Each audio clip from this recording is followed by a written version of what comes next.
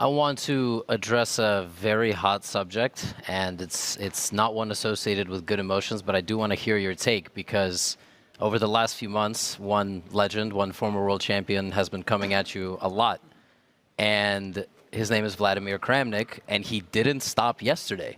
In fact, he went on social media and tried to somehow tie your performance against Firouzja to the rest of the things he's been saying about you. And today he tweeted in the middle of this match something along the lines of, it's going to be a learning experience for Hans to stay less emotional, something along those lines. He didn't have much to say today, so the floor is yours.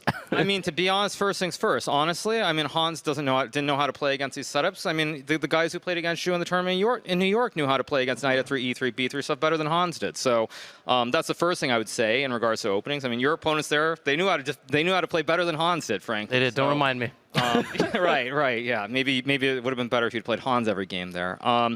Yeah, I mean, I think at the end of the day, though, I mean, it's very clear that as far as Kramnik's stuff goes, it's complete nonsense. He has a vendetta against chess.com, definitely against myself as well. There's no doubt in my mind about that. But the fact is, most people see the truth, and it's a shame that he's kind of lost his mind. But I think what I would also say is that it can be very difficult once you're past your prime, once you're no longer relevant, to kind of move along. And I think, just broadly speaking, when you look at chess, most people, they struggle. And it's certainly a situation where, because it's a zero-sum game, there's a winner and there's a loser, it's very hard to deal with it. And it's like I could be the same way. I could lose to Firouzja yesterday and be really upset about it. But actually, I try to look more on the bright side of all these things. And I think back to like the games that I played. A lot of people probably wouldn't know this, but I played Firouzja in the early days of my stream. I think like late 2018 into early 2019. And I'm sure that no doubt that helped him on some level to improve a little bit quicker. I'm not going to take like tons of credit. Of course, it's not that big of a deal. But still,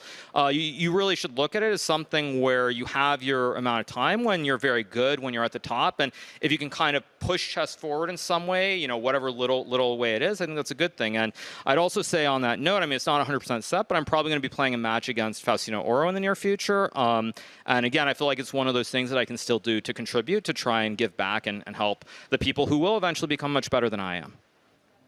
It's amazing. Well,